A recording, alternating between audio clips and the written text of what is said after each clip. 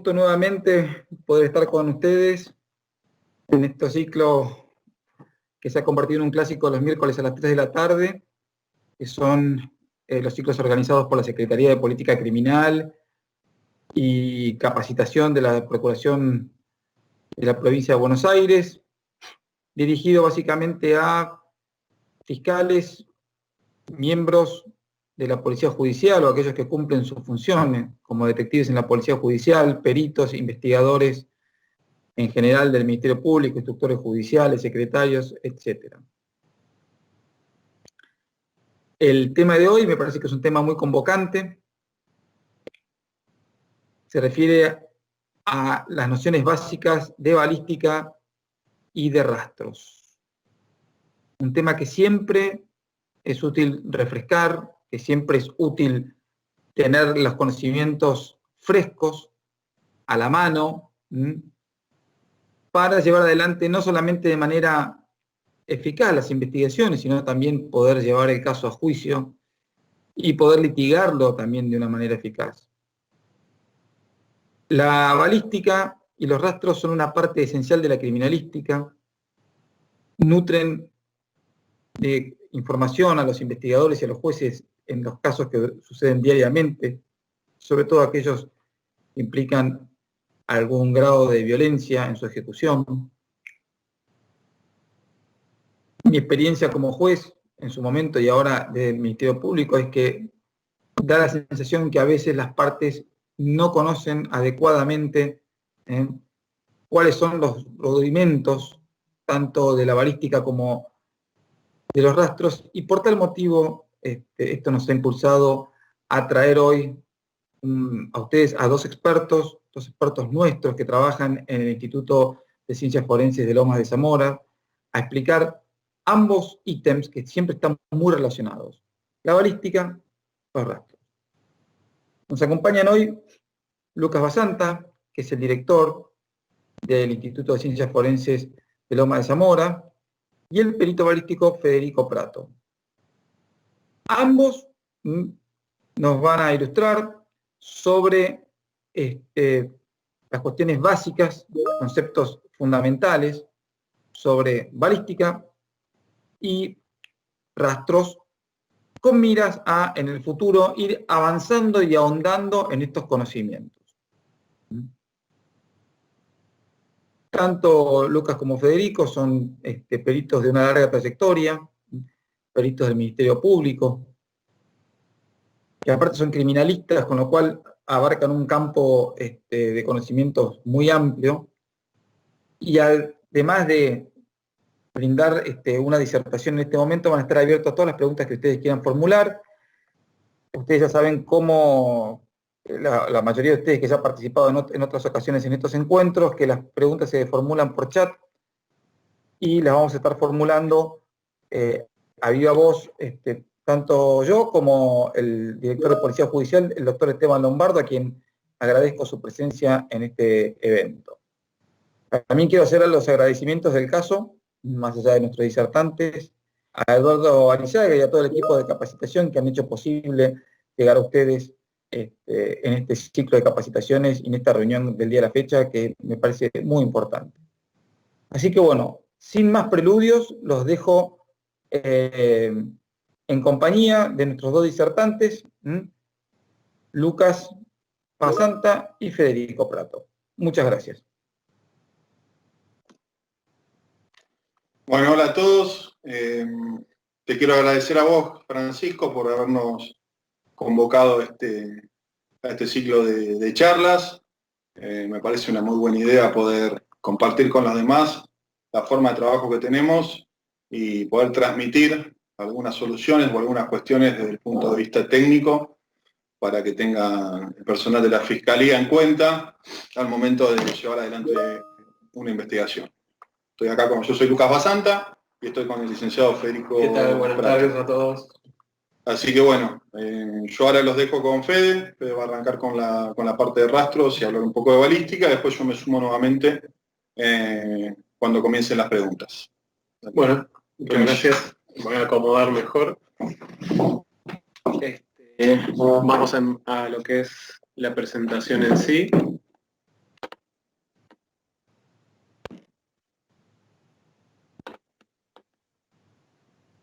Y estamos. Yo me voy a poner el micrófono de los auriculares como para no haya ruido.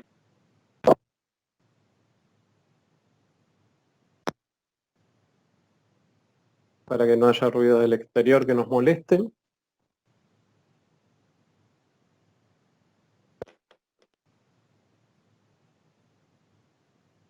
Bueno, como se mencionó, vamos a tratar principios de balística y rastro en la investigación penal. ¿Qué quiere decir esto? Que van a ser temas, si bien de por sí son complejos, vamos a hablar de las cuestiones fundamentales, básicas, para iniciarse en el conocimiento de estas disciplinas, para también ir armando este camino donde después podemos profundizar, si es de nuestro interés, sobre ambas ramas de esta ciencia, que es la criminalística. Bien, cuando hablamos de rastros, que en realidad técnicamente se denomina papiloscopía, y de balística, tenemos que hablar de la criminalística. Son dos ramas de la criminalística. Acá lo que vemos entonces es que la criminalística es una ciencia multidisciplinaria, auxiliar de la justicia, junto a la medicina legal y a la criminología. Se trata de tres ramas distintas. Primero, antes de hablar de criminalística, vamos a hacer una salvedad con criminología. Son dos términos muy similares y es fácil que se confundan. La criminología persigue el porqué del delito, es decir, se trata de la psicología aplicada al delincuente. Esto quiere decir que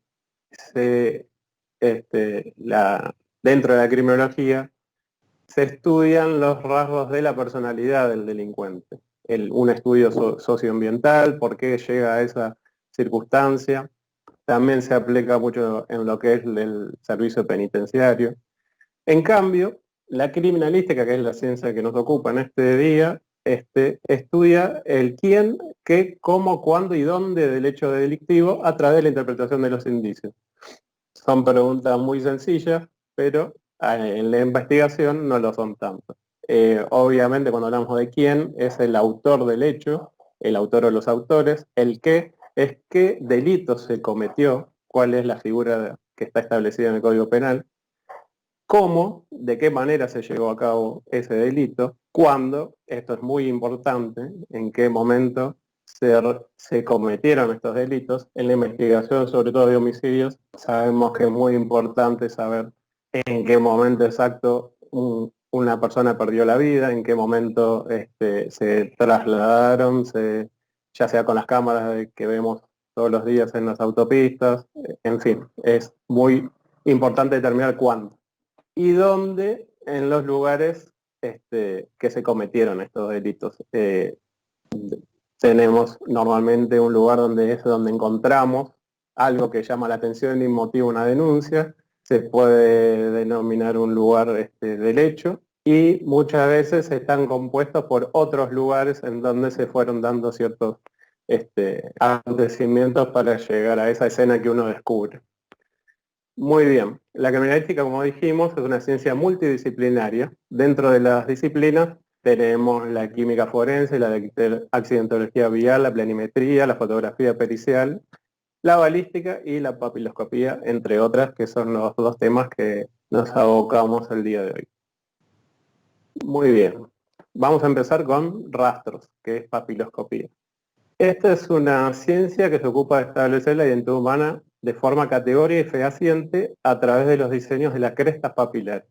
Las huellas digitales son los dibujos que todos conocemos en la simbología de la huella digital, que la vimos en un montón de lugares, dijimos. Estas crestas papilares, es un nombre técnico, son estas elevaciones que vemos en los dibujos, que son las que quedan impresas en las superficies que luego después se pueden revelar, que ahora lo vamos a ver en detalle. Muy bien, dentro de la papiloscopía tenemos tres ramas. Una es la dactiloscopía, es la más conocida, la más expandida y la más útil a nivel de investigación. Se centra en el estudio de los dactilogramas. Estos son las huellas digitales. Es decir, los diseños de las crestas papilares de los dígitos, de las manos y de los pies. Luego tenemos la palametoscopía, que comprende el análisis de los dibujos papilares situados en las palmas de las manos, y uno podría decir, o uno podría conocer solo la dactiloscopía, que son los dibujos de dedos, por decirlo así. Bueno, también se analizan los dibujos que tenemos en las palmas y los dibujos que tenemos en las plantas de los pies, y ahí estamos en la tercera rama, que es la pelmatoscopía. Como ustedes podrán corroborar, tenemos estos diseños, estas crestas papilares, las tenemos en las manos, en los dedos y en los pies, en las plantas de los pies. Bien, ¿qué son estas crestas papilares? Si pudiésemos hacer un corte de nuestras capas principales de la piel, en donde están las crestas papilares, se vería algo así, obviamente que mucho mejor, ¿no? Este es un simple esquema, en donde podemos identificar a grandes rasgos los poros, como está señalado ahí, las crestas papilares en sí, las papilas, que vemos esas formaciones por debajo de las crestas papilares, y esa división que vemos en el medio no es la expresión del poro, ¿no? Viene de mucho más por debajo. Acá están graficadas dos niveles de dos capas de la piel. La piel, a grandes rasgos, se divide en tres capas. De afuera hacia adentro, la epidermis, la dermis y la endodermis. En realidad es mucho más complejo, cada de estas subdivisiones se dividen en 5 capas más, pero no viene el caso. Lo que acá es importante destacar es esta diferencia entre epidermis y dermis. Luego vamos a avanzar sobre esto, pero yo lo que le quería contar con esta imagen teniendo de fondo es que las papilas que están en la dermis son las que emanan cómo se forman las crestas papilares. Se forman entre el cuarto y sexto mes de la vida intrauterina de la persona. ¿Por qué todos tenemos diseños distintos? Muy bien, desde las papilas, a partir de las papilas, se van construyendo lo que es las crestas papilares en la epidermis, y estas, hagamos de cuenta que la epidermis en ese momento es una especie de cemento, la cual tanto por los fluidos que están en la placenta, en las condiciones de irrigación sanguínea, de las presiones de ese momento, adquieren una forma determinada. Tal es así que dos individuos gemelos univitelinos van a tener también distintos diseños papilares. ¿Está bien? Más adelante ahora lo vamos a ver un poquito mejor. Bien, ahora, ¿por qué podemos emplear una ciencia como la papiloscopía para identificar personas? Bien, el éxito de esta ciencia radica en que los diseños papilares tienen 3 características fundamentales: la inmutabilidad, la perennidad y la variedad. Con respecto a la inmutabilidad, podemos decir que el diseño, ¿no?, los dibujos que tenemos en cada uno de los dedos, palmas y manos, no sufren variación a lo largo de la vida ni hasta por periodos posteriores a la muerte, según se conservan los tejidos. Es decir, que se expresa un diseño en ese momento cuando uno está en el útero y no cambia nunca más. La perennidad habla de que estos diseños se encuentran permanentes a lo largo de toda la vida del ser humano e incluso después, como lo hemos mencionado. Por último, la variedad, esto es muy interesante, habla de que cada diseño de cada dígito, palma o planta es único e irrepetible.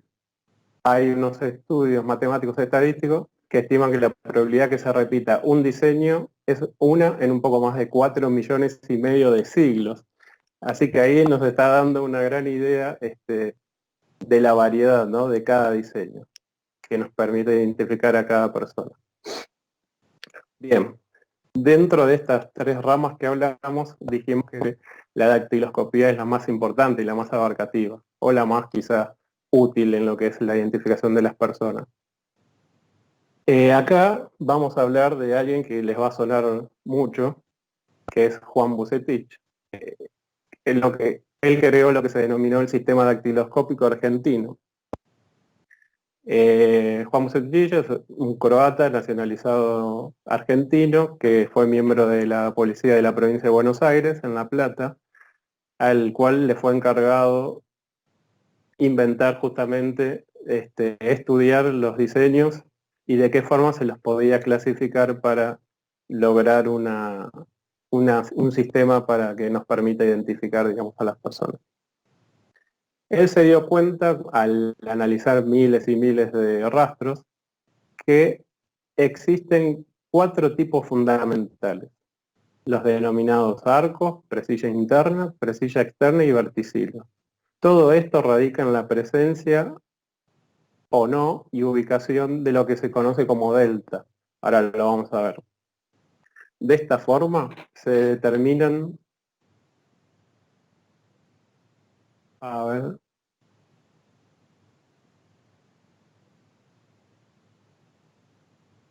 esperen un segundo que salió la...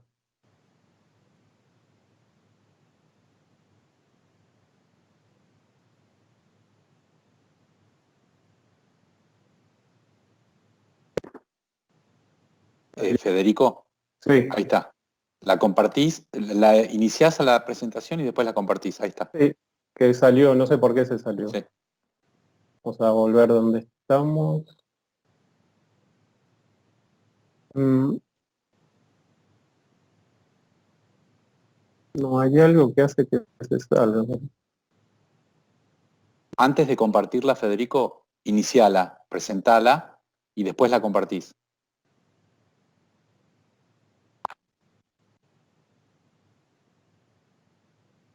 A ver.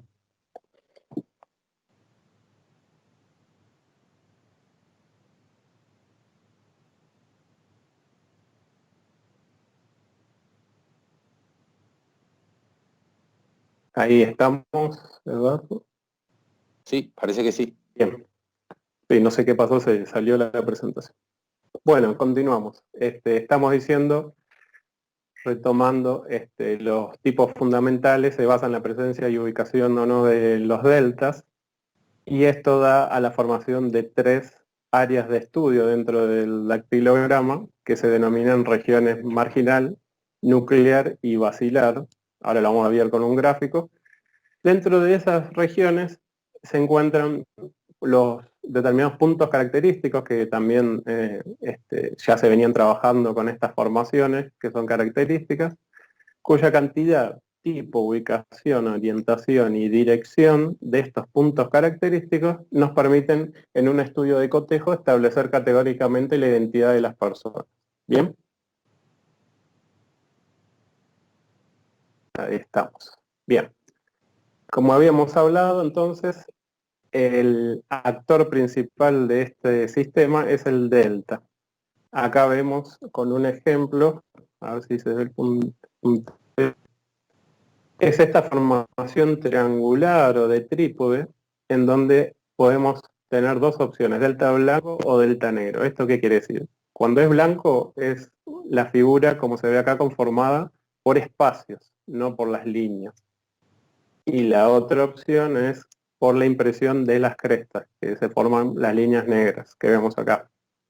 Como vemos acá, este figura delta se conforma en el punto donde los diseños, las líneas, estas que siguen cierta paralelidad, cambian de sentido. Vemos como acá van hacia abajo, acá retoman y vuelven, y estas pasan por arriba. Y el punto donde vemos que cambian de dirección es justamente ese delta. De la presencia de los deltas se conforman estas 3 regiones que hablamos. La región marginal, acá está sin colorear, digamos blanco, la región nuclear en violeta y la región basilar en celeste. ¿Por qué es importante también en las regiones? Es muy poco probable que encontremos siempre rastros completos, digamos. Muchas veces se trata por la parcialidad de los rastros, en donde es fundamental determinar qué zona es, qué región, para así ubicar los puntos característicos y poder cotejar las zonas que corresponden, diríamos. Muy bien. En base también de la presencia del delta y su ubicación, se conforman los 4 tipos fundamentales, que se pusieron el nombre de arco, presilla interna, presilla externa y verticilo. Como vemos en el primer dactilograma, el arco hace referencia a la serie de líneas que dibujan una curva, pero no existe el delta. Por lo tanto, no tenemos un cambio de sentido como habíamos hablado con las regiones del dactilograma. Como vemos en la segunda, presilla interna, está ubicado a la derecha del observador, el delta, y genera lo que es la presilla en sí, que es este asa, que se denomina asa, que es este conjunto de líneas como que van, cambian de sentido y vuelven, nos queda a la izquierda.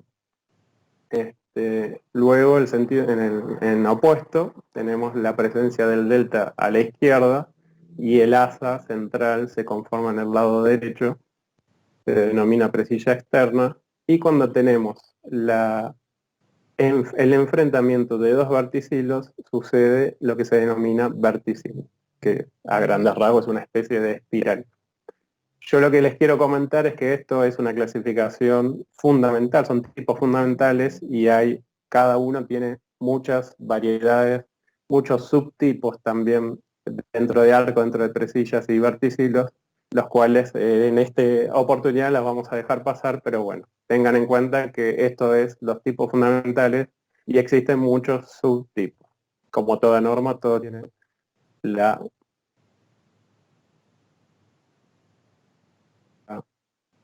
esto con la tecnología.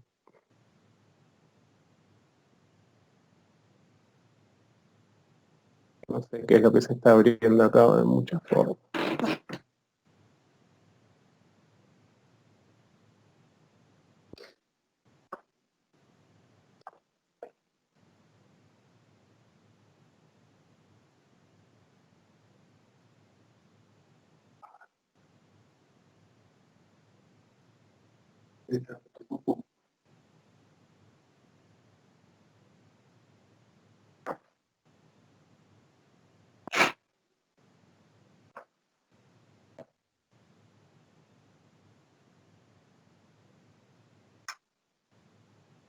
¿Y me confirmás, Eduardo, si volvimos? Sí, se ve perfecto.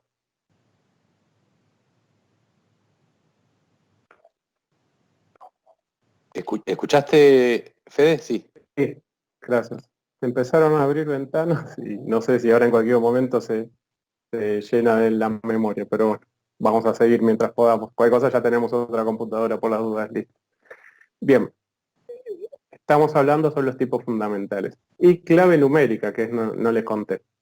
Es lo que está entre paréntesis, ahí abajo. ¿De qué trata la clave numérica? Es una forma de nombrar al tipo, sus características generales, para luego poder ir clasificándolos, ir archivándolos. Con respecto al arco, con respecto a los dígitos, tenemos que decir que cuando se trata del pulgar, le vamos a poner una letra. Cuando se trata del resto de los dedos, van a ir con un número. ¿Qué quiere decir? Que cuando el pulgar tenga un arco, vamos a escribir la letra. Ahora, si el dedo índice, por ejemplo, tiene un arco, vamos a colocar el número 1.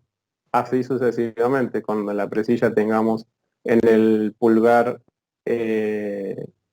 una presilla interna, vamos a poner la I, cuando el resto de los dedos va a ser un 2, y así con el verticil y la presilla externa.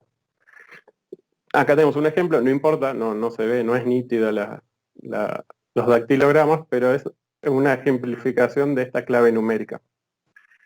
Esta es una ficha de cada dactilar, para los que no los conocen, donde los primeros 5 es, como dice ahí, la mano derecha, y los 5 de abajo corresponden a la mano izquierda, y en el orden es pulgar, índice, medio, anular y meñique. Entonces vamos a imaginarnos los dibujos que están ahí, y podemos decir que el pulgar de la mano derecha tiene un verticilo por la letra B, el índice de la mano derecha tiene el número 3, recordarán presilla externa, en este caso el resto de los dedos son presillas externas. Y en la mano izquierda posee una presilla interna en el pulgar, por eso es una letra I, y luego también tiene presillas internas en el resto de los dedos. Esto, como ven este ejemplo, es muy común. Nosotros solemos variar muy poco los tipos que tenemos en los dedos. La misma persona estamos hablando, ¿no? Es muy común que se repitan los tipos fundamentales, diríamos. Entonces, lo que ven acá al costado es una simbolización de esta clave numérica. Nos queda B3333 y 2222. Ahora, acá agregué información sobre qué pasa. Tenemos miles de circunstancias que escapan a los tipos fundamentales, pero ¿qué pasa cuando una cicatriz, por ejemplo, nos impide determinar un tipo, o que no tenga dedos, o que haya sufrido una amputación, perdón? A todo esto tenemos que señalar que existen enfermedades como la polidactilia, donde tiene 6 dedos, o la sindactilia, donde no tiene conformado, diríamos, las falanges. Cada caso especial tiene su resolución, pero tampoco nos vamos a complejizar sobre eso, sino que solo nombrar que cicatriz se le coloca una X. Supongamos que acá el pulgar no podríamos determinar el tipo por una cicatriz, pondremos una X, y si tiene una amputación en alguno de los dedos, colocamos un 0. Bien. Lo que me olvidé de comentarles, hablando de la cicatriz y la amputación, para esto vamos a volver al diagrama de las crestas papilares, es dentro de lo que es su permanencia e inmutabilidad, radica en que toda agresión que reciba la epidermis se va a regenerar, ya sea quemadura, seccionamiento, cualquier tipo de herida que se pueda provocar. Es muy común haber escuchado delincuentes de otros siglos borrarse, operarse, quemarse las crestas papilares con el fin así de no identificarse.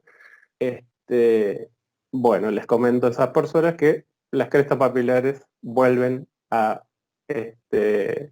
su estado natural, diríamos, se vuelve a conformar el diseño, siempre y cuando afecte la epidermis. El tema está cuando la lesión afecta la dermis, como vemos donde están las papilas. Si es así, no se va a volver a regenerar todas las crestas papilares. Va a quedar una cicatriz, pero casualmente que uno tenga una cicatriz de forma tal que le impida el crecimiento de las crestas papilares, va a ser otra característica de identificación. ¿Está bien? Bien. Vamos a volver donde dejamos.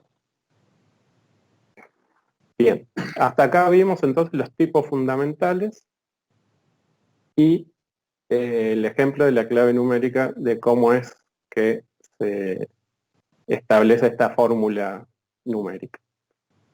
Con todo esto, en lo que es la identificación de las personas, llegamos a las características generales, diríamos, de la identificación. ¿Puede haber personas que tengan los mismos tipos? Sí, un montón. Es por eso que para una correcta determinación de la identidad necesitamos algo más, y este algo más son los puntos característicos. Los puntos característicos, como ya hablamos, son las formaciones que vemos, como en el dactilograma acá a la derecha, que forman estas crestas papilares y forman, en este caso, nuestro sistema habla de estos 8 puntos característicos. Ustedes, si después ven literatura de otros países, van a tener otros nombres, otros puntos, hasta incluso otro sistema fuera del dactiloscópico argentino, va a haber otras referencias, por decirlo así, pero todos persiguen el mismo fin. Vamos a tener estas conformaciones que fueron definidas por el autor. Vamos en los nombres, diríamos, y los ejemplos, tenemos bifurcación, como se ve es una línea que se separa de otra. Una cortada es que está interrumpida en algún momento de su extensión. Un empalme, una línea que une dos diseños más. Un encierro es una especie de globito que se forma a lo largo de la línea. Un extremo de línea, el ejemplo es una línea, pero en realidad quiere decir que en una de los dos bordes se corta, diríamos. Una horquilla, donde es la clásica forma de una horquilla, es una línea que cambia de sentido y de su curva sale otra. Un islote es una línea puede ser de distintas longitudes, pero que está cortada de los dos lados, y un punto. Entonces vemos ahora, teniendo esta información, los ejemplos en este dactilograma de lo que estamos hablando. Acá en el número 1 tenemos un ejemplo de una bifurcación. Vemos cómo acá se cambia el sentido, se forma la curva. Tenemos un islote, lo vemos acá señalizado. Vamos con el empalme, son de dos líneas, una que la cruza, contacta las dos. Un encierro, lo vemos acá, está remarcado en negro. Un extremo de línea que anda por acá, es esta línea, esta, que termina ahí, no tiene continuidad. Una horquilla, vemos acá el ejemplo de esta forma de herradura con el apéndice. Un islote lo tenemos acá, está como sobre empastado, pero bueno, sería una línea que está sin solución de continuidad, diríamos, está aislada, y el punto, ¿no? Que eso no requiere mayor explicación. Aprovecho en esto de que hasta mirando a uno le cuesta. La gente que se dedica a la interpretación del cotejo de rastros son profesionales muy avesados en el tema. Puede parecer sencillo, pero trabajar con las huellas, contar las líneas, encontrar los puntos característicos, ubicarlos, situarlos, no es para nada sencillo. Muy bien. Vamos a finalizar lo que es el tema del sistema dactiloscópico argentino con el cotejo de rastros. Este es un ejemplo de una comparación donde podemos observar donde se marcan los puntos característicos. En nuestro país se requieren de entre 12 a 15 puntos característicos para que un rastro sea cotejable, diríamos, apto para cotejo, en donde están señalizados, ¿no? Tanto su ubicación, su sentido. Esto es una graficación, el estudio de cotejo es mucho más extenso, donde se analizan un montón de variables. Y como último, como muy interesante, si pensamos que es un diseño que tiene puntos característicos en los mismos lugares, en las mismas posiciones, al unirlos nos va a dar un diagrama que necesariamente, si estamos hablando del mismo, se va a repetir en mayor o menor escala en el otro. Este es un complemento que se hace como para demostración gráfica de cuando un cotejo es positivo.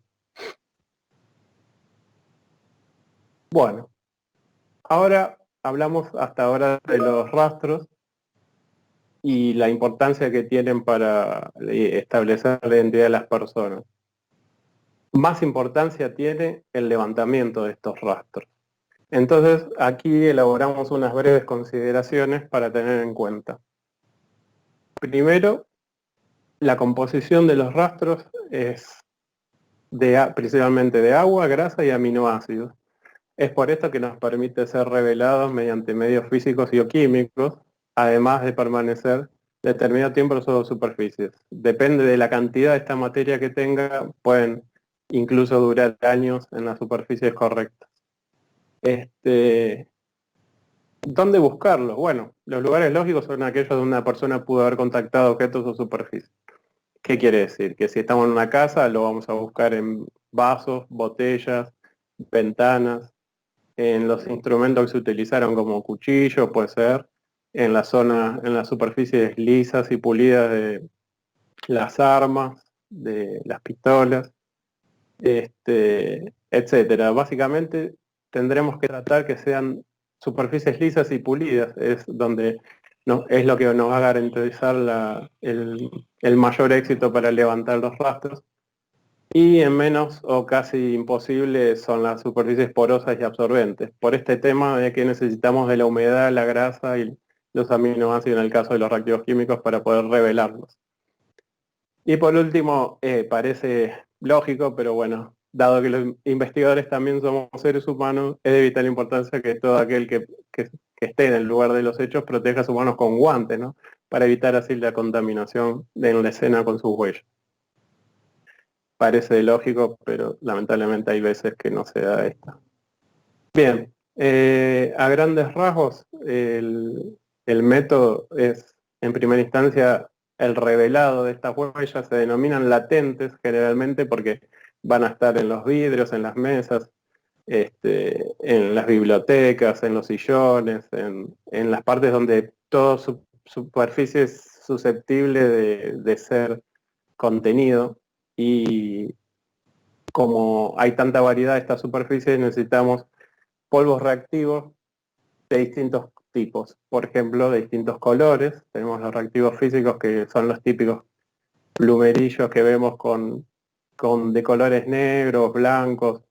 Se usan de otros colores también. Depende de la superficie que se va a tratar. Todo esto es para resaltar y elevar la nitidez y el contraste de los rastros. Hoy en día, esto es importante saberlo, se están utilizando luces forenses, las cuales mediante distintas longitudes de onda nos resaltan los rastros, pero no interactuamos con ellos, es decir, no lo modificamos, no le cambiamos la estructura química, que es muy importante. Luego, ¿qué hacemos? Una vez que lo revelamos, lo registramos. El registro se hace mediante fotografía pericial. Luego los recolectamos. Utilizamos láminas adhesivas específicas para tal fin. Estas láminas tienen las propiedades de ser cristalinas y de no distorsionar el rastro levantado. Además que lo protege para su transporte, que para luego llevarlo al laboratorio, poderle tomar quizás nuevas fotos y hacer los estudios de cotejo. Y como estudio en cotejo, bueno, como material testigo, se le toman impresiones dactilares a los sospechosos o también se los consulta con una base de datos digital, AFIS, por ahí escucharon los que están en el tema, lo cual antes eran una compilación infinita de fichas de cartón y tinta de caracteres que se le tomaban a las personas. Bien, como para finalizar rastros, tenemos acá las imágenes para que ustedes se les quede en la mente de lo que estamos hablando. En primer lugar, este es el dispositivo, digamos, las láminas adhesivas que utilizaban para levantar los rastros una vez revelados. Acá es una fotografía de una luz forense donde revela las huellas latentes sin interactuar con su estructura química. Este es el resultado de un proceso químico de revelado de huellas. Ven que tienen una coloración fosforescente. Este es el típica brocha y polvo reactivo, en este caso color negro. Este polvo es muy llamativo de esta forma que tiene, es porque es magnético. Son partículas metálicas mezcladas con grafito, las cuales uno lo tira en el papel y cuando las recoge, el grafito se adhiere a la grasitud, diríamos, de las huellas y así permite revelarlo. Y acá el ejemplo de la ficha de dactilar que ya vimos cuando vimos las claves numéricas y todo esto. Bien. Hasta acá llegamos con rastros, espero que haya sido claro, además de los desperfectos técnicos que ocurrieron. Cambiamos el cassette y nos metemos en balística. Así como la papiloscopía era una rama de la criminalística, la balística también. Y básicamente estudia las armas de fuego y a los fenómenos que intervienen en ella. Dentro de dentro de la balística tenemos tres ramas también. La balística interior, la exterior y la terminal o de efecto. a grandes rasgos, porque también existen otras pequeñas etapas que se analizan. En la balística interior, básicamente se centra el estudio en los fenómenos internos que ocurren en el arma desde que se carga el cartucho hasta que se produce el disparo, hasta ese momento. En la balística exterior comprende el estudio desde que se produce el disparo hasta que el momento de que el proyectil impacta en un blanco, o sea, todo lo que es la trayectoria, el vuelo, los fenómenos físicos y químicos que suceden en el ambiente o con lo que esté contactando con el disparo, diremos. Y por último, la balística terminal o de efectos, en donde se analizan los efectos y se desencadenan en el proyectil y en el blanco en el momento que impacta y luego de haber impactado. Esto habla de cómo se deforma el proyectil en el caso que sean expansivos y los residuos y los efectos que produce en los blancos cuando impactan determinados tipos de proyectiles. Bien, esto lo puse así en grande porque quiero que lo anoten. Con lo que corresponde a la terminología legal dentro de la balística forense, nos vamos a manejar siempre con la Ley Nacional de Armas y Explosivos, número 20429/73, y exclusivamente en el decreto reglamentario número 39575, ustedes van a encontrar lo que vamos a ver ahora de forma resumida, donde se determina qué es un cartucho, qué es un arma de fuego, tipos de armas, pistola, revólver, qué condiciones tienen que tener esas armas para que sean pistola, para que sean escopetas, para que sean revólver, las partes de las armas. Es decir, es como una mini diccionario de balística, y como todo lo que tenga que ver con investigación penal en la justicia va a seguir lo que dictamine esta ley y este decreto reglamentario, sobre todo, donde también está lo que es clasificación legal, que lamentablemente no lo vamos a tratar en esta charla porque es un tema bastante complejo, pero que sepan que ahí está los artículos que clasifican legalmente a las armas. ¿Está bien? Y por último, leyes, decretos, anexos y modificatorias complementarias que se fueron dando durante el tiempo, los cuales se fueron reglamentando distintas situaciones. Bueno, así que espero que lo hayan notado. Recuerden, en este decreto tenemos todas las definiciones de qué es un arma, tipos de armas, tipo de cartucho, tipos de sistema de disparo. Ahora vamos a hacer un breve resumen de estas cosas. Bien, lo que es arma en sí es todo objeto susceptible de potenciar el ataque o defensa de una persona. Esa es su definición. ¿Qué tipo de objeto? Cualquiera. Cualquier cosa que se utilice para potenciar el ataque o defensa de una persona. Las armas propias son esos objetos, pero que fueron diseñados y concebidos específicamente para tales fines, es decir, para defenderse o para atacarse. Mientras que el resto se denominan armas impropias. Por ejemplo, una silla. ¿Se puede matar a una silla? Puede ser. ¿Es un arma fue diseñada para matar a alguien? No. Entonces se determina como arma impropia. Dentro de las armas propias, que fueron las diseñadas, tenemos las armas de fuego, que son las que utilizan la energía de los gases producidos por la deflagración de la pólvora para lanzar un proyectil a distancia. Esa es la definición de arma de fuego, que es lo que vamos a ver ahora. Dentro de las armas de fuego tenemos las cortas o de puño y las largas o de hombro. Siempre reitero que estamos hablando de clasificaciones fundamentales y básicas, siempre tenemos algún que otra excepción, pero no vienen al caso. Dentro de las cortas de puño, bueno, de la definición, la definición se desprende de su nombre, es la diseñada para ser empleada normalmente utilizando una sola mano sin ser apoyada en otra parte del cuerpo. En cambio, las largas o de hombro son aquellas que para su empleo requiere estar apoyada en el hombro y el uso de ambas manos. Un ejemplo de arma de fuego corta es la pistola o revólver, y un ejemplo de arma de fuego larga es la escopeta, la carabina, el fusil. Bien, en esta serie de diapositivas vamos a nombrar las cuestiones características que hacen que algo sea, en este caso, una pistola. Repito, está todo en este decreto reglamentario, y las características más usuales hoy en día de estas armas. En este caso, por ejemplo, de la pistola, el sistema de disparo pusimos semiautomático. Es lo más común y lo que se ve hoy en día. Ahora, ¿existen pistolas tiro a tiro, a repetición, que son otros sistemas de disparo?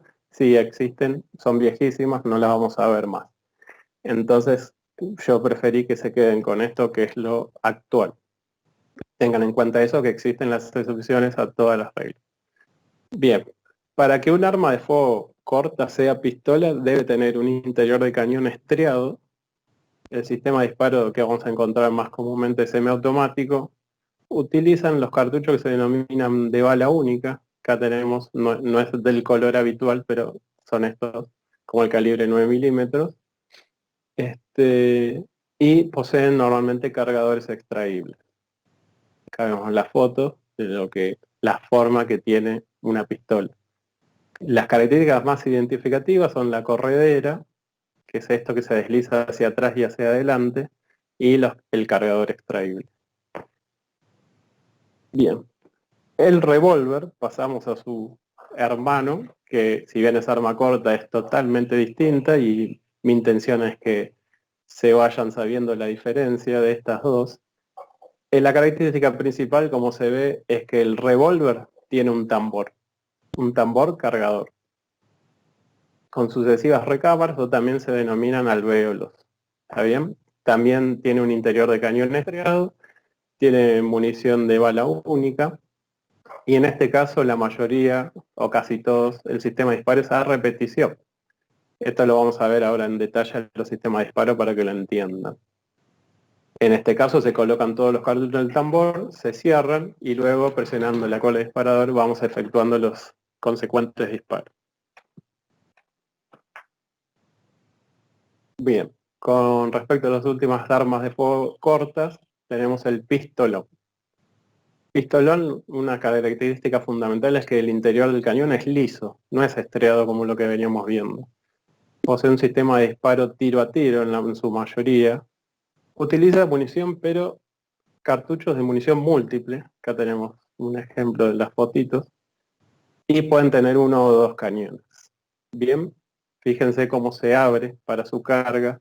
Esto habla del sistema de disparo tiro a tiro, que uno los coloca los cartuchos manualmente, lo cierra al arma, dispara y tiene que abrirlo para sacar las vainas y volver a meter otros cartuchos. Ahora pasamos a las armas de fuego largas. Acá vamos a hablar de las carabinas y fusiles. ¿Por qué están en el mismo apartado? Porque su diferencia legal radica en el largo del cañón, nada más. Si supera los 560 milímetros, estamos hablando de fusil, y si es menos de 560, estamos hablando de carabina. Posee un interior de cañón estriado, posee sistemas de disparo muy variados, tienen todo, tiro-tiro, repetición, semiautomático. También las hay automáticas, como las armas que vemos en los grupos especiales, por ejemplo. Utiliza munición de bala única, abarcan gran cantidad de calibres, desde los más chiquitos como estos, que es calibre 22, hasta estos que se puede tratar de un 7.62 por 51, y suelen tener cargadores internos o extraíbles. Depende de su sistema de disparo, ¿bien? Pero recordemos las características que determinan que se trata de un arma larga. La culata es para apoyar en el hombro y necesitamos el empleo de las dos manos, normalmente uno para sostener el arma y la otra para dispararlo. Otra arma de fuego larga, pero completamente distinta, es la escopeta. Posee un interior de cañón liso. También se las encuentra en tiro a tiro, repetición, y muy pocas, pero existen semiautomáticas.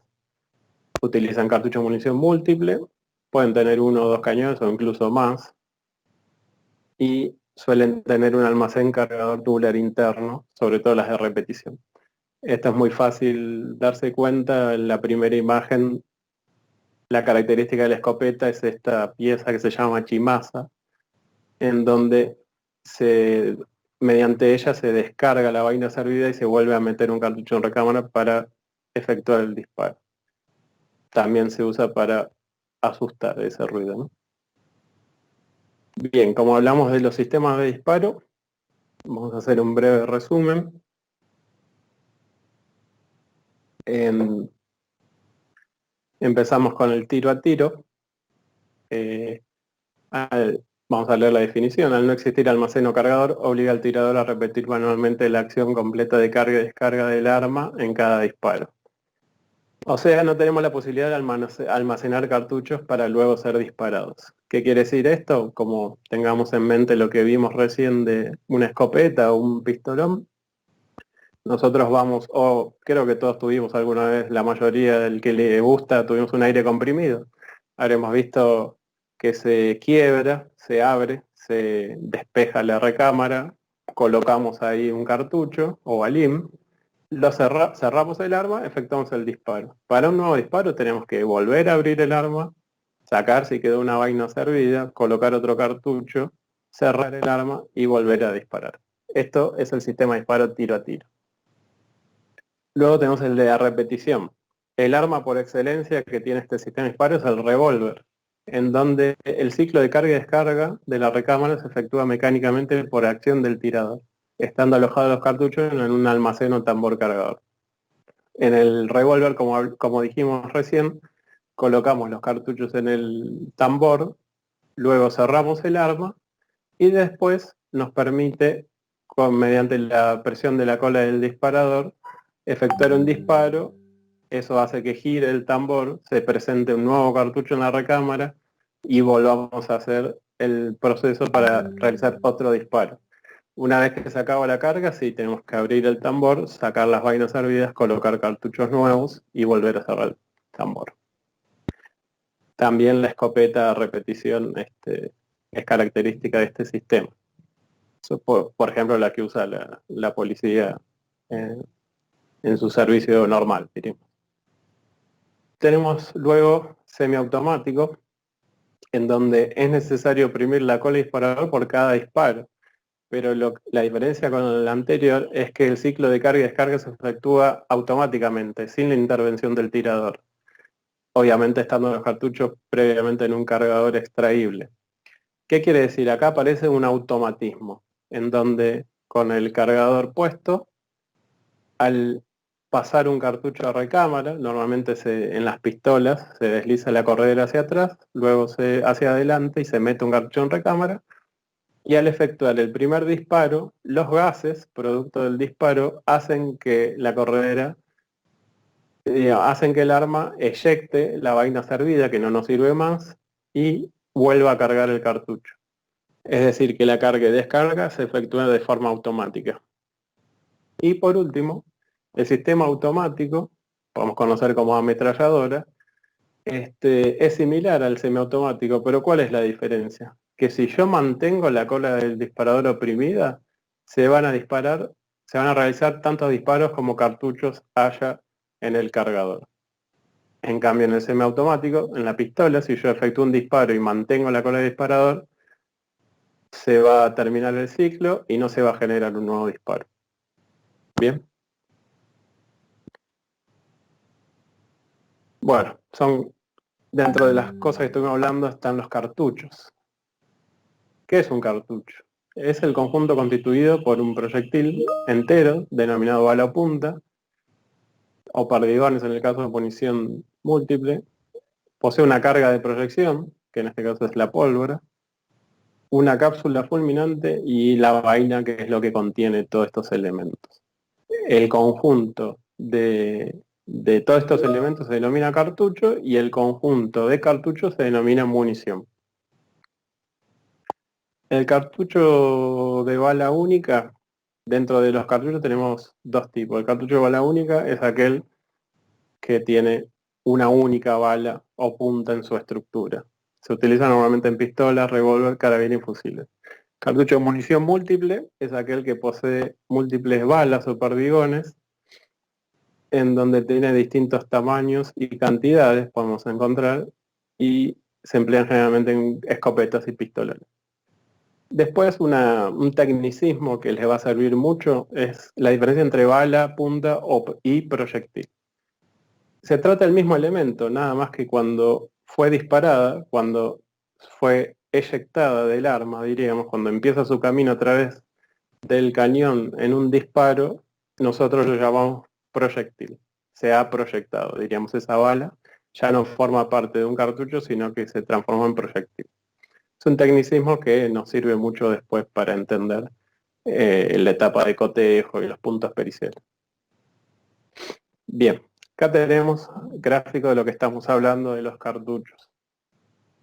En la izquierda tenemos un cartucho de fuego central, como dice. Esto quiere decir que lo que es el fulminante va a estar en el centro del cartucho. Las partes básicamente se trata de la bala punta, que lo habíamos hablado. En el caso de la izquierda tenemos un encamisado y un núcleo, generalmente de plomo. Tenemos la vaina, tenemos la pólvora y en la base de la vaina tenemos la copilla fulminante, el mixto fulminante adentro y el yunque, que ahora vamos a ver para qué sirve. Es una parte de la copilla fulminante. De este lado tenemos lo que se denomina fuego anular. El mixto fulminante va a estar repartido en un reborde, que es el que vemos acá y el que está pintado en color rojo. ¿Está bien? El resto es similar. Tenemos la carga de pólvora, la bala o punta y la vaina que contiene todos estos elementos. Por otro lado tenemos los cartuchos, como vimos, de munición múltiple. Están compuestos generalmente por perdigones, si es de mayor tamaño se pueden denominar postas. Están contenidos por una vaina generalmente plástica, un taco que contiene a esta munición, la carga propulsora, la pólvora, un pistón, que así se denomina en el cartucho escopeta la cápsula fulminante, y el mixto fulminante dentro de ese pistón. Cuando uno dispara, lo que eyecta son toda la munición, luego el taco y el resto de las partes son eyectadas por el arma sin proyectarse, diríamos, como los perdigones. Caen a los pocos metros. Bien, si hablamos de cartuchos tenemos que hablar de los calibres. Este es otro tema muy denso, pero que vamos a hacer unas salvedades para que empiecen a orientarse cuando se habla de 9 milímetros, 38 corto, y empezar a entender de qué es lo que estamos hablando. En líneas generales, el calibre de un arma es el diámetro interno del cañón. Así, consecuentemente, también es el diámetro de una bala en un cartucho o el diámetro interno de la boca de la vaina que aloja, diríamos, a esa bala. En general hay tres grandes grupos de denominación de calibre. Se pueden expresar en milímetros, como 9×19, este es el más conocido, 7 centímetros por 51, etc. Se puede expresar en fracciones de pulgada, y acá es donde aparece el punto adelante del número, es para no escribir 0,38, diríamos. Acá estamos hablando de 38 décimas de pulgada. Entonces se representa en un punto 38 corto, puede ser punto 22 largo rifle, etc. Y por último, en unidades absolutas, como en los de munición múltiple. Ustedes habrán escuchado las escopetas, los pistolones, calibre 36, calibre 28, calibre 12, calibre 16. No hace referencia directa a un diámetro, pero sí lo hace indirectamente. El sistema que se adoptó también es complejo. Hace mucho tiempo se dividió una libra de plomo en distintas cantidades de partes, a una de esas partes se la fundió, se hizo una esfera y se le tomó el diámetro. ¿Qué quiere decir? En este caso el calibre 12, que es muy conocido, que a esa libra de plomo se la dividió en 12 partes. A una parte se la hizo una esfera, se le tomó el diámetro y ese es el diámetro interno que tiene ese cañón. Por lo cual, a mayor numeración de la unidad absoluta, como 32, más chico va a ser el calibre, porque más partes se dividió esa libra de plomo. Por último, como si esto no fuera poco, existen equivalencias en los calibres. ¿Qué quiere decir? Que un mismo calibre puede tener dos o más denominaciones distintas, pero aún tratarse de lo mismo. Y aquí pusimos un ejemplo, por ejemplo, el .45 auto es el mismo calibre que el 1125 por 23 milímetros.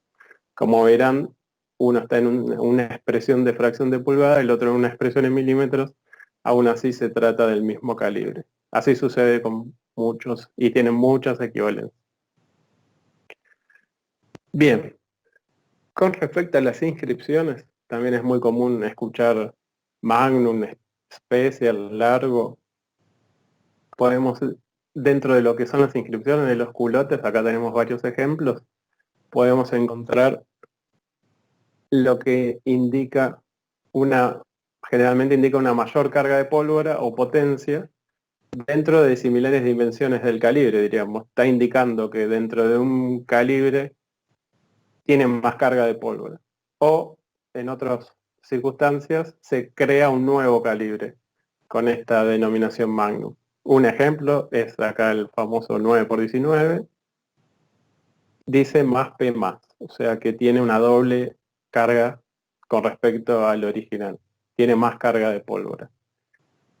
Por ejemplo, lo que es el empleo de la palabra Magnum para crear un cartucho nuevo es el 22 Magnum, que son son más modernos, diríamos, de ese calibre, y se le agregó la palabra, si bien tiene más carga de pólvora que el 22 común, es otro calibre pues tiene otras dimensiones. Bien, después podemos encontrar lo que son las marcas, los diseñadores, las organizaciones, que es como por ejemplo CBC, Federal, NATO, una organización, tratado.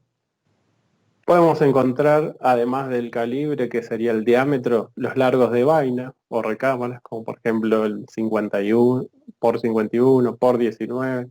En el caso de las escopetas se suele decir 12-70, ese 70 hace referencia al largo de la recámara o del cartucho disparado, desplegado.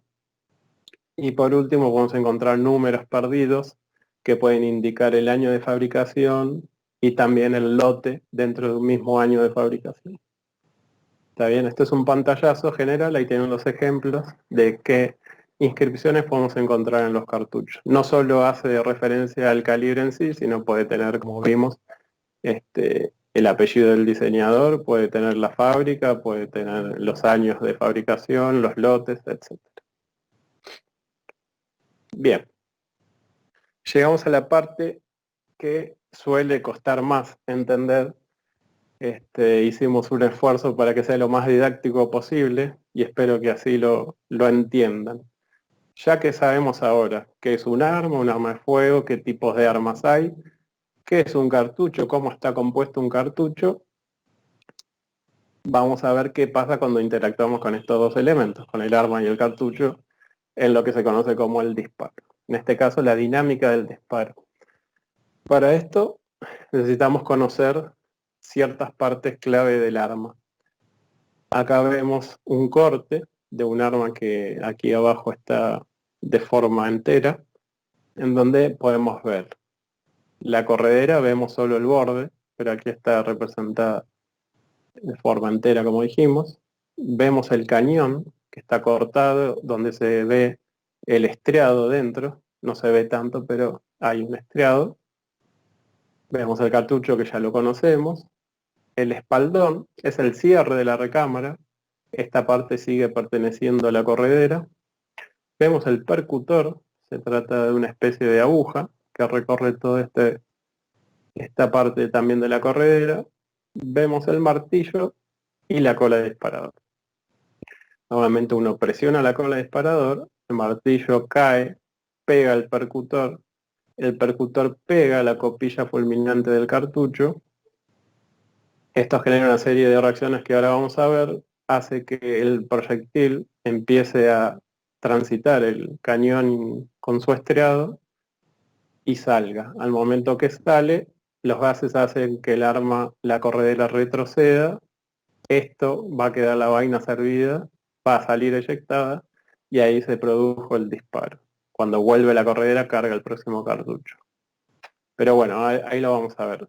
Esto era para que ustedes sepan de qué estamos hablando cuando hablamos de estriado, de cañón, de espaldón sobre todo, de percutor, martillo y cola disparador.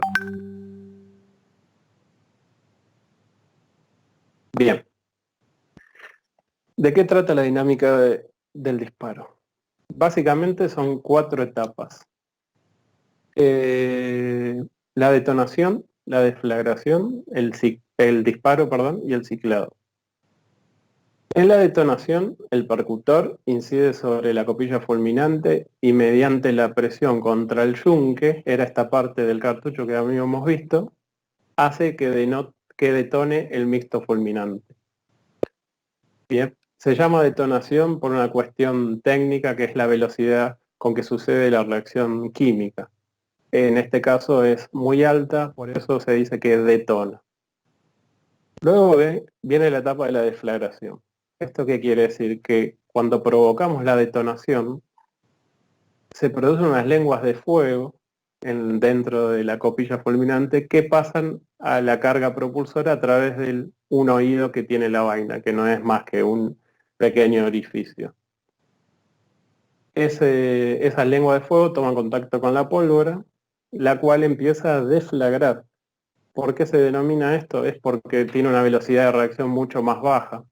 Al ser baja, va a generar progresivamente gases a alta presión y temperatura. O sea, no detona como un explosivo, sino que deflagra. Va incrementando la liberación de gases, la presión y la temperatura. Bien, hasta acá entonces detonamos, o sea, el percutor pegó en la copilla fulminante, se generaron lenguas de fuego que pasaron a la carga de pólvora y esta empezó a liberar gases a alta presión y temperatura.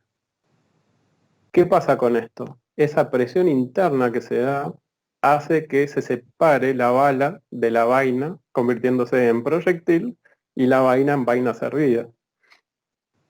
El proyectil va a ser empujado por los gases a través del cañón, adquiriendo las características del estriado que lo va a forzar a girar sobre su propio eje, cuyas marcas después van a ser muy importantes para lo que es el estudio de cotejo. Bien, hasta que abandona la boca del cañón. Y por último, en la última etapa, esto está orientado a lo que es un arma semiautomática, una pistola si quieren.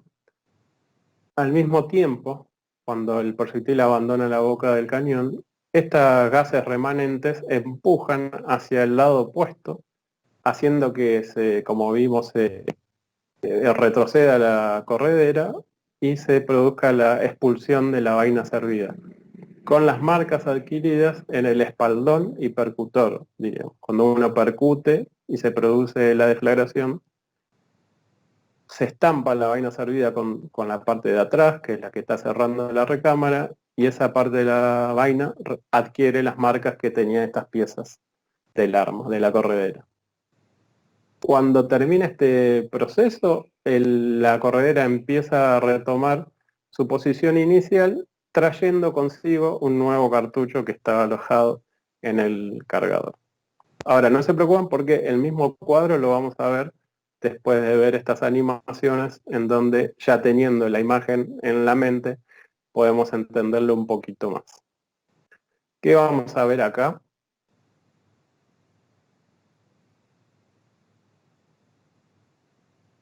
Acá vamos a ver qué sucede dentro de un cartucho cuando lo percutimos.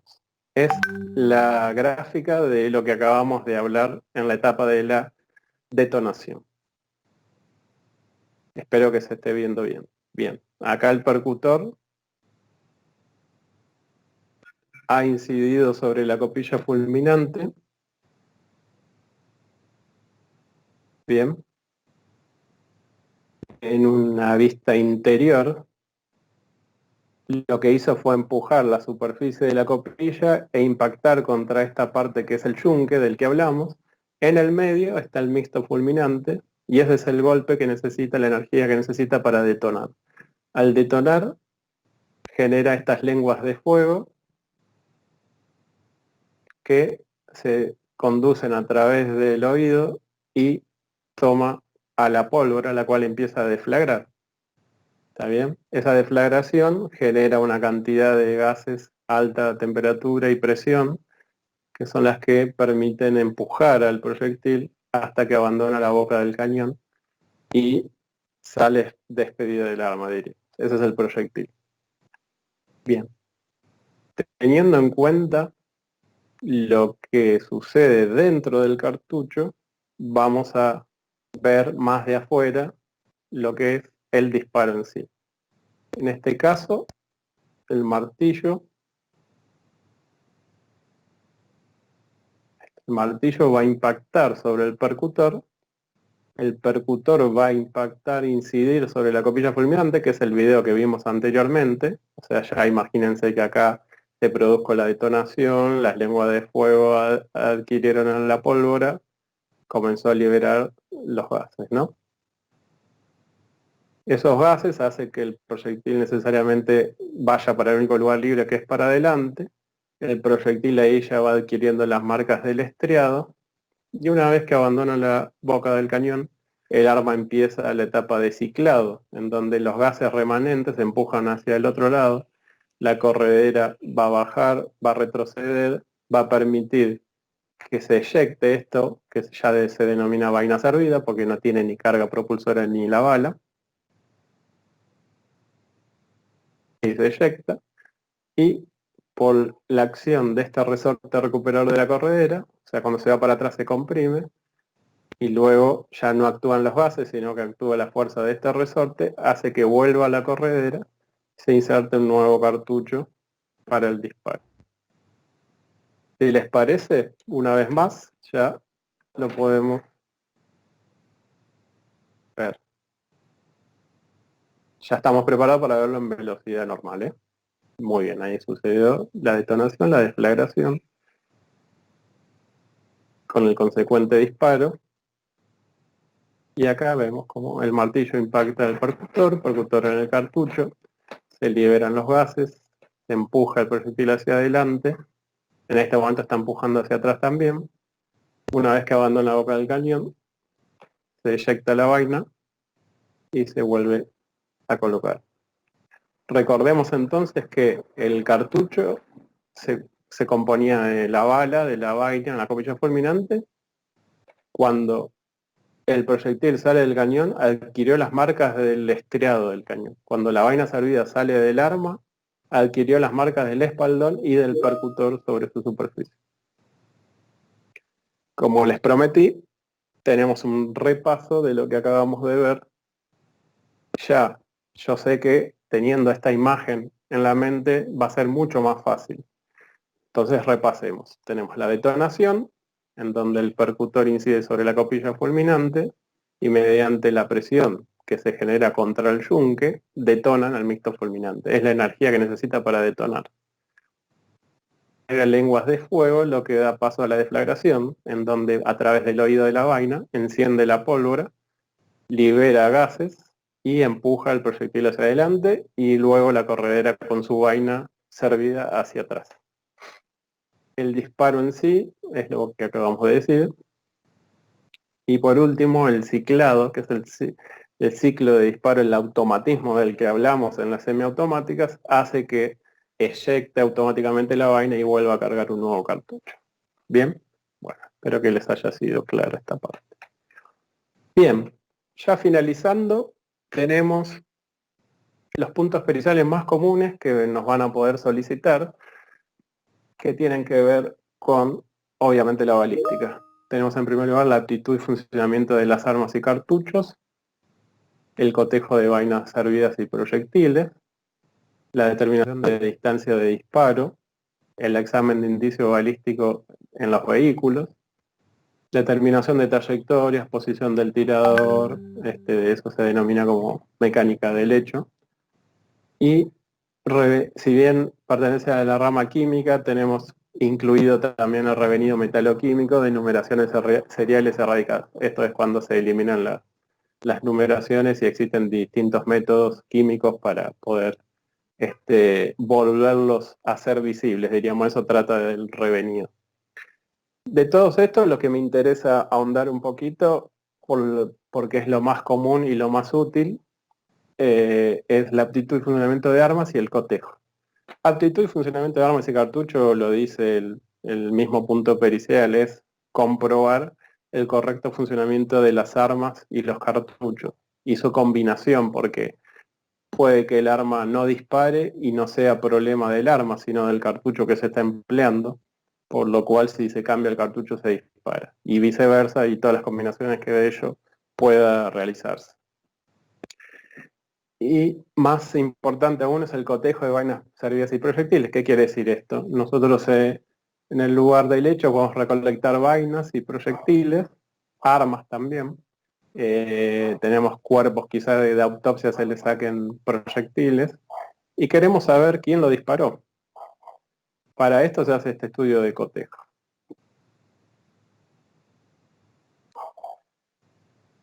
Así como da la casualidad que hablamos de rastros y balística, tenemos unos fundamentos que son muy similares en ciertos aspectos con lo que es la dactiloscopía o la papiloscopía. Como ustedes se habrán dado cuenta, hablamos que el arma le genera características a los proyectiles y a las vainas servidas. Estas características también son únicas e irrepetibles. ¿En qué se basa esta categoría, esta característica, diríamos? En que las herramientas utilizadas en el proceso de fabricación de las piezas como el cañón y el espaldón y sus procesos de acabado, esto es todo metalurgia, generan microestriados en estas piezas que son los que después se transfieren en el disparo. Como vimos, el estriado del cañón, cuando se elabora, quedan todos microestriados en su superficie y eso es lo que se transfiere al proyectil. Y en el espaldón también no deja de ser una pieza mecanizada en donde la superficie y la rugosidad que queda se estampa en el culote de la vaina. A este tipo de características se le denominan congénitas, es decir, que nacen con el arma. Además, como si eso no fuera poco, se pueden generar nuevas características que se van agregando a estas congénitas de las que hablamos, que están dadas por el simple uso, conservación que se le dé al arma. No es lo mismo un arma que se la dispara 100 veces por mes que aquella que se la dispara 100 veces por año. Entonces es cada vez más rico lo que podemos encontrar a nivel de identificación. A estas características se las denomina características adquiridas. Entonces, resumiendo, la fabricación de armas y sus tratamientos nos deja en las piezas fundamentales características únicas y repetibles que son las que se transfieren a los proyectiles y a las vainas y son las de las cuales nos valemos nosotros para poder establecer identidad. Como verán, es similar a lo que hablamos del cotejo de rastro. Bien, acá tenemos la estrella del cotejo, que se denomina macrocomparador balístico. Consta principalmente de dos oculares o dos estaciones de observación, por decirlo así, en donde acá vemos que en un estudio de cotejo tenemos por un lado, por convención, se identifica con color rojo y se pone en la platina izquierda, todos aquellos elementos que encontramos en el lugar del hecho, que se extraen en operaciones de autopsia, ya sean proyectiles, fragmento de encamisado y vaina servida. Bien, por este lado tenemos dos armas, vemos que está señalado con rojo, son armas que se podrían haber secuestrado del lugar, secuestrado del personal policial interviniente, a los cuales nosotros en el laboratorio tenemos la necesidad de recolectar lo que se denomina material testigo. ¿Por qué es esto? Porque nosotros no podemos comparar proyectiles con armas, no podemos poner un arma acá abajo. Entonces necesitamos efectuar disparos para generar vainas servidas y proyectiles testigos. Se denominan como testigos, se identifica como con color verde. Entonces, vamos a hacer un caso hipotético que se secuestran estos elementos en un lugar del hecho. Hay dos personas que intervinieron con estas armas de fuego, se supone que son del mismo calibre, entonces para nosotros poder determinar cuál es cuál, ponemos el proyectil, por ejemplo, en observación y lo comparamos con los proyectiles que sacamos de dos armas. Si tenemos suerte, coincidirá con alguna, y si no, habrá que seguir investigando. Acá les quería mostrar la transferencia esta de características que estamos hablando. Vemos esta parte, es el espaldón, era el cierre que tenía la recámara, ¿se acuerdan que veíamos de costado? Bueno, esto es una vista de frente, vemos ese mecanizado que tiene y cómo se transfirió a esta vaina.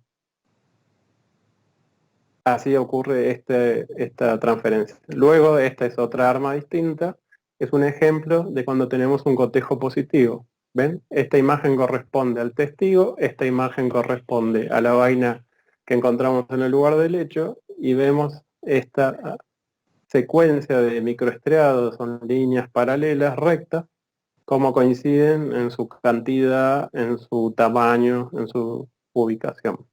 Parecido a los rastros, como les decía anteriormente.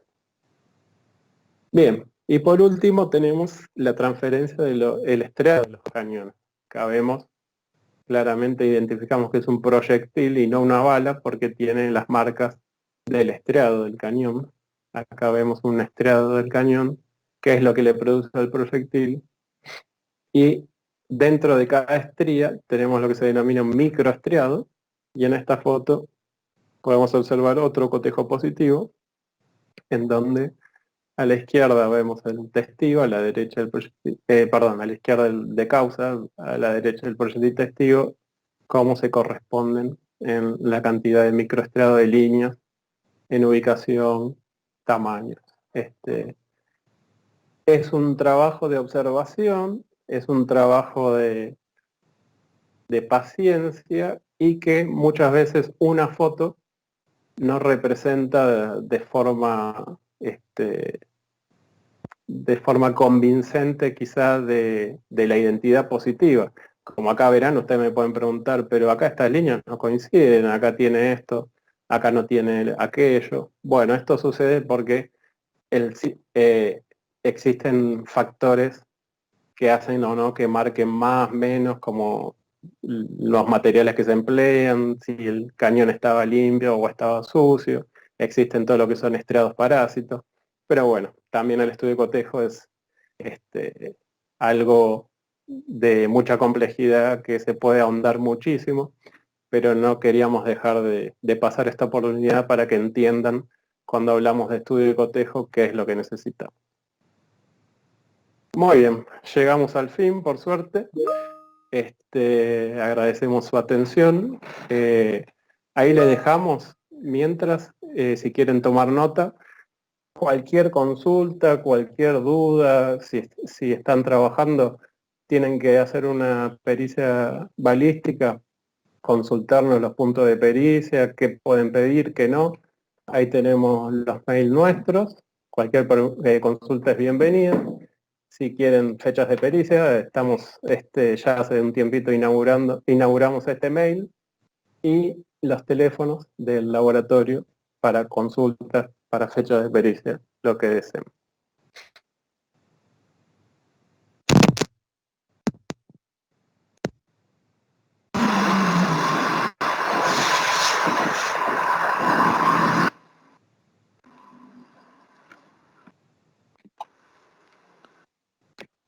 Bueno, Federico, gracias, Federico. Muy claro, muy ilustrativo, la verdad que te esmeraste, te felicito. Excelente. Muchas gracias. No, por favor. No sé, ahí se sumó Lucas. Sí, estamos para las preguntas. Tenemos una serie de preguntas, muchas, bastantes, que en principio se las va a formular el doctor Lombardo, a quien ya conocen, director de Policía Judicial. Esteban, si querés avanzar con las preguntas. Bárbaro. Gracias, Francisco. Bueno, hay muchas preguntas. La verdad que los dos temas, digamos, seguramente que se van a profundizar en charlas posteriores. La jornada ha sido exitosa, mucha concurrencia, mucho interés. Federico y Lucas, no sé, cualquiera de los dos. Acá la consulta es, ¿hay alguna forma de establecer por tabla la distancia a la que son eyectados los casquillos en una pistola? No, tablas no existen. O sea, lo que hacemos nosotros cuando nos requieren algún tipo de pregunta de esas características, tenemos que tener el arma de causa, por ejemplo una pistola que eyecta las vainas. Si tenemos la cartuchería de causa, mejor. Hacemos varios ensayos, tomamos distintas medidas, sacamos un promedio y ahí informamos cuál es el promedio de distancia de disparo. Hay que tener en cuenta varias cuestiones. No todos los cartuchos tienen la misma presión al realizarse el disparo, entonces puede haber variantes, pequeñas variantes entre las marcas de los cartuchos. Pero generalmente damos una respuesta en virtud del promedio que sacamos de los ensayos que hacemos. Claro. Yo agrego, para la experiencia nuestra, lo más común, armas, pistolas 9 milímetros, esa distancia que están, diríamos, preguntando, aproximadamente ronda el 1,5 metros. Sí. Es muy útil esta suposición cuando hacemos lo que vimos ahí, la mecánica del hecho y la posición del tirador. Cuando nosotros en la planimetría observamos la disposición de las vainas servidas, podemos, si se trata de 9 milímetros, ubicar al tirador en un radio de 1,5 metros más o menos de donde está la posición de esas vainas, siempre y cuando no haya paredes, no haya otros objetos que alteren el vuelo libre de la vaina, ¿no? Este 1,5 metros es de vuelo libre, diríamos. Claro, y también es importante la superficie por donde aterriza la vaina. No es lo mismo que aterrice en el pasto, que la vaina aterriza en el pasto y queda ahí, que aterrice en una vereda y puede seguir rodando. Eso hay que tenerlo en cuenta también. Pero bueno, se hace un estudio y se trata de sacar un promedio, como dijimos antes, y bueno, informar lo más certero posible. Pero una tabla no hay, que era la pregunta. Está bien. Bueno, hay otra pregunta acá. Para la prueba de aptitud del arma, ¿es lo mismo la prueba de disparo en seco o es imprescindible hacer la prueba con un disparo de cartucho testigo? Entiendo yo que se está refiriendo, tal vez, no sé, díganme ustedes, respecto de si tenemos... Claro, el tema es si el arma funciona. Nosotros generalmente no hacemos un disparo en seco porque eso es contraproducente y se puede romper la pistola. Eso hay que tener mucho cuidado. Accionamos el arma y sostenemos el martillo para ver que tiene presión el martillo. Entonces ahí sí, después hacemos un disparo con un cartucho de causa, que es lo ideal, y si no hay cartucho de causa que fue remitido junto a la pistola, aportamos nosotros con el laboratorio un cartucho de ese calibre y hacemos la experiencia de disparo. Y en virtud del resultado que tenga es lo que informamos. Pero sí o sí tenemos que tener cartucho. Siempre, sí. Sí, lo que es la determinación de aptitud de disparo empieza con la comprobación mecánica del arma, claro, que no llega a ser un disparo en seco como se dijo, sino que es que estén las piezas, que funcionen, que tenga fuerza de martillo como dijo Lucas, para luego pasar a la etapa de la aptitud con el disparo. O sea, un arma no podemos determinar que sea apta para el disparo si no se le dispara con un cartucho. Básicamente sería eso. Federico, de cierta manera lo trataste esta pregunta, pero la hago porque me parece importante. ¿Cuál es la función del estriado y si son únicos? Perfecto. La función del estriado creo que no lo nombramos porque era algo, no hacía la cuestión de la charla, pero ya que está la pregunta, la función del estriado es brindarle al proyectil un giro sobre su eje, un efecto giroscópico, que lo que permite es que en la trayectoria mantenga siempre su nariz hacia adelante y por lo cual pueda producir una trayectoria certera y rectilínea. Contraproducentemente, diríamos, si no tiene estriado, no le da este efecto. Eran las armas más antiguas, o podemos hablar de un cañón, por ejemplo. El vuelo de ese proyectil es errático. Si es una esfera, bueno, no podríamos notar ese error en la trayectoria. Si es un proyectil como conocemos, con forma ojival, vamos a ver que el proyectil gira sobre su eje longitudinal. Claro. Y eso lo hace más estable en el aire y nos permite hacer blanco a mayor distancia. Exacto. O sea, la necesidad del estriado nació para mejorar las condiciones balísticas del disparo. Se cubre más distancia, es más certero, y no todos los estriados son iguales. Existen de 4 estrías, de 6 estrías, de 12 estrías. Hay distintos procesos de cómo se realizan los estriados. Bárbaro. Bueno, hay muchos mensajes de felicitación, siempre hacen bien al corazón. Muchas gracias. Seguimos con otra pregunta. ¿Cómo se clasificaría un arma de fuego cargada con cartuchos no letales o antitumulto?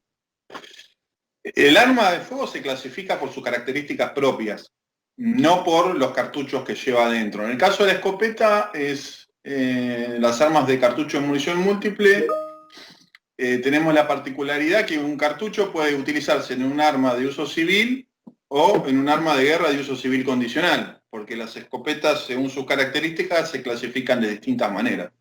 Nosotros no clasificamos según lo que tiene adentro, sino por las características propias del arma. En el caso de las escopetas, influye el sistema de disparo, el calibre y la longitud del cañón. Pero no importa que tenga cartuchos adentro de posta de goma. Bárbaro. Y otro dato que capaz que es bueno, todos los cartuchos de munición múltiple se clasifican como de uso civil, cuando vienen separados, independientemente del arma que se utilice. Porque tanto se puede utilizar, como dije antes, en un arma de uso civil, en un arma de uso prohibido o en un arma de guerra de uso civil condicional. Bueno, acá tengo algunas preguntas de papiloscopía que podemos introducir. Bueno, no somos especialistas, pero vamos a hacer el intento. Acá dice, a partir de un arco, persilla interna o externa y verticilo, se puede identificar a una persona dándole al operador la herramienta principal, o sea, una huella indubitada, a pesar de los 12 o 14 puntos característicos. O sea, no sé si acá se refiere a que cuántos puntos característicos estiman ustedes que es necesario para identificar eficientemente a una persona. Exacto. Acá es bueno aclarar dos tipos de características de identidad. Tenemos las generales y las particulares. Dentro de las generales entran la primera parte de la pregunta, que son los tipos fundamentales: presilla interna, externa, verticilo. Con las características generales no podemos establecer identidad. Esto nos sirve para lo que era la antigua búsqueda en un fichero, es acortar la cantidad de candidatos posibles para luego dedicarse a analizar los puntos característicos, que ahí es donde nos da la posibilidad de establecer la identidad correctamente. Es para que se entienda, en la balística sucede lo mismo, tenemos características generales y las particulares, que son lo que es la identidad. Para que se entienda, un ejemplo fácil es autos. Tenemos, ¿es Volkswagen? ¿Es Fox? Sí, ¿cuántos hay? Hay un montón. Ahora, ¿es el Volkswagen Fox negro que tiene rota la puerta izquierda y tiene una pinchadura en la cubierta delantera y así vamos sumando? Ah, sí, ese es el mismo. ¿Se entiende? Las características generales son los que nos da marca, modelo, color. Las particulares son estas que pueden ser adquiridas o congénitas, que nos permiten recién ahí establecer la identidad. Y la técnica que se utiliza en Argentina requiere de 12 a 15 puntos característicos para poder brindar la identidad. Bárbaro. Bárbaro. Bueno, muchas consultas. Seguramente esto va a permanecer grabado en un sitio que seguramente después capacitación le va a decir cómo hacer, pero va a quedar grabada la charla completa para los que preguntaron. Y lo que podemos hacer es trasladar algunas consultas que hay específicas. Hay algunos temas que ya me han adelantado que es para analizarlo específicamente, así que no sé, Francisco, si tenés alguna consulta, alguna pregunta, si vamos cerrando. Sí, la verdad que me quedan muchísimas preguntas porque el tema es muy rico, muy abarcativo. A mí en realidad son varias cosas que me llamaron la atención es cómo ustedes vinculan la cuestión de los rastros con la cuestión balística, ¿no es cierto? Vos en algún momento dijiste, bueno, ojo que también cada proyectil, cada vaina, tiene su propio rastro que les deja la acción dentro del arma que la dispara. Sí. Yo les quería preguntar, ¿qué tan preciso es la comparación que se hace, por ejemplo, de estrías o de las marcas que quedan en la vaina cuando sale despedida? Creo que es por la uña. En eso me gustaría que ustedes me aclaren. ¿Qué tan preciso es ese tipo de cotejo? Lo que vimos ahí fue los principios balísticos, en qué se basa, es la existencia, la base de la balística para efectuar el cotejo. Tal es el punto que se hizo una prueba de cuando se fabrican los cañones, por ejemplo, de una barra parten 3, 4 cañones, no es que es un cañón cada vez. De esa barra, ese tubo, se le efectúa el orificio y luego el estriado, y se lo cortan, 3 o 4. Se han hecho estudios con esas distintas secciones de cañones, se dispararon, y los proyectiles, si bien es muy difícil, tenían diferencias, diríamos. O sea que ya desde el momento que se fabrica, desde una misma pieza como el cañón, que se cortó en 3, esas pequeñas variaciones que se dieron para cortarlos generaron características que permitían identificar cada proyectil con cada cañón. Aparte, la herramienta que va haciendo el estriado, a medida que lo va haciendo, también se va desgastando. Entonces va generando sus propias imperfecciones. Y después también tenemos las marcas que son las adquiridas en el tiempo. O sea, la propia personalidad del arma está dada por las marcas adquiridas al momento de su fabricación y las adquiridas en el tiempo. Entonces ese combo de marcas le da la personalidad propia al arma y por eso la podemos identificar. Nosotros cuando identificamos en nuestras conclusiones decimos que tal proyectil dio paso forzado por el interior del cañón que equipa tal arma. Así que directamente lo ponemos así. Es certero el estudio. Es certero. Y las vainas también. Y las vainas también.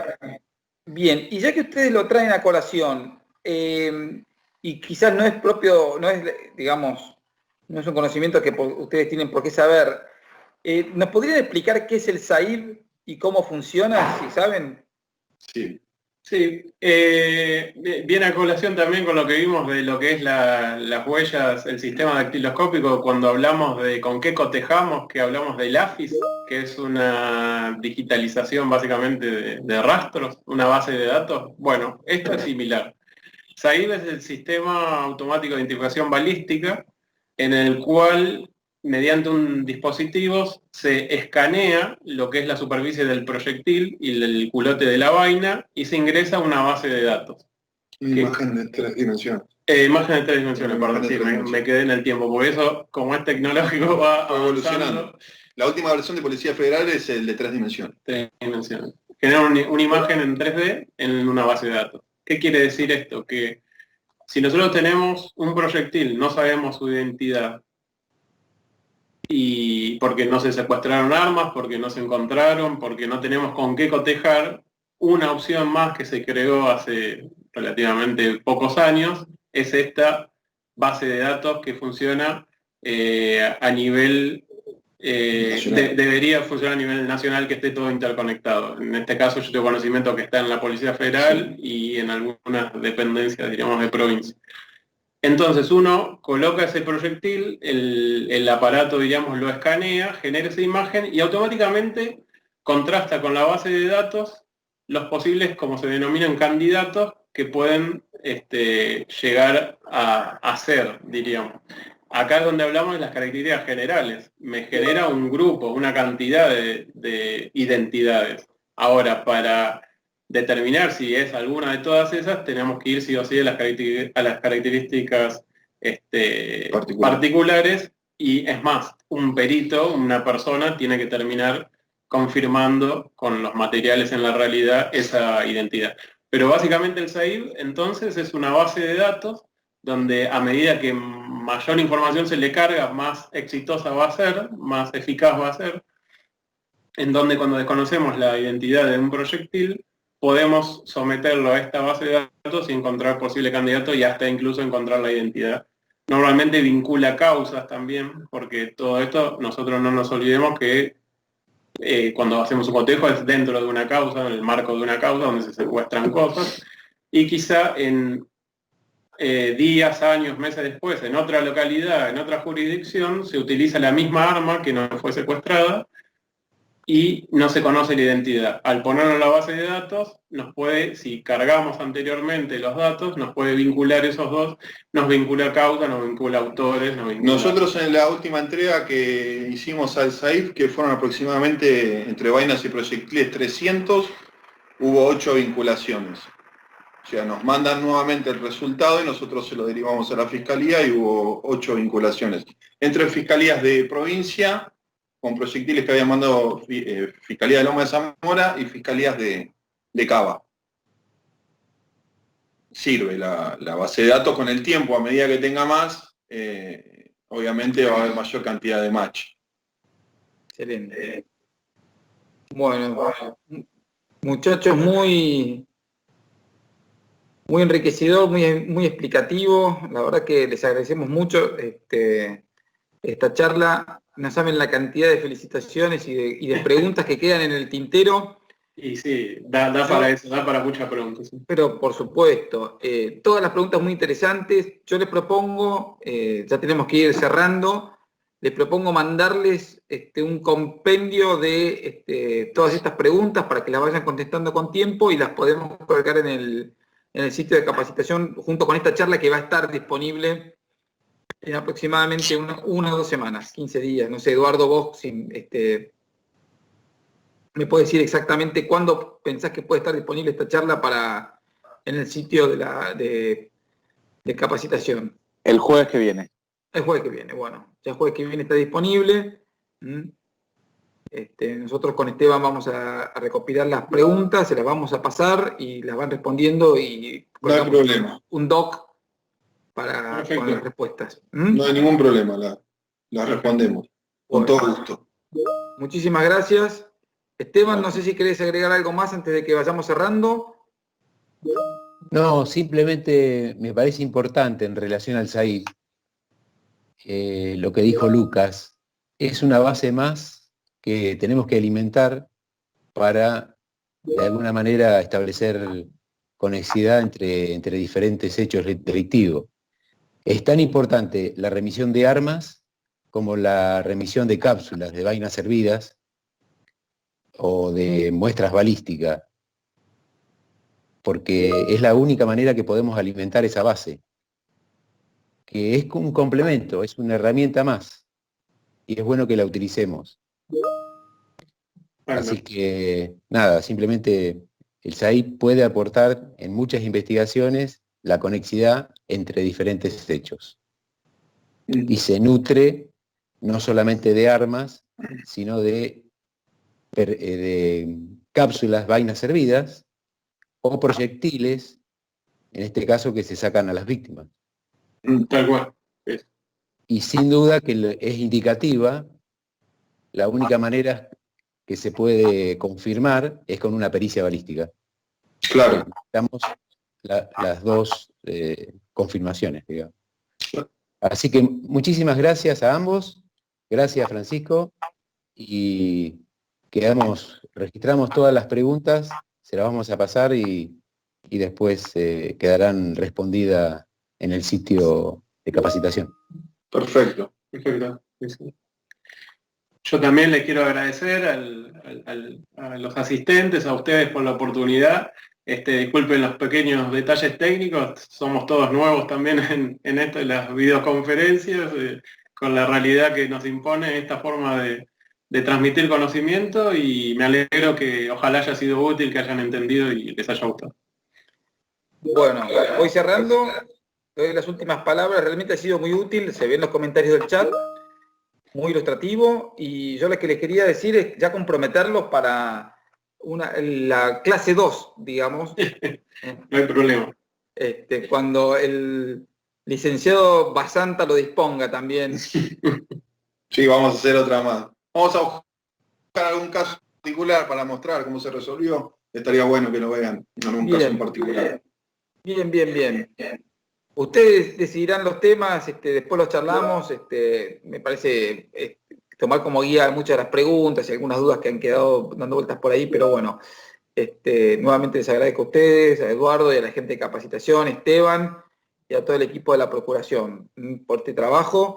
Y nos estamos viendo el miércoles que viene, Esteban. El miércoles que viene tenemos, ¿qué tenemos?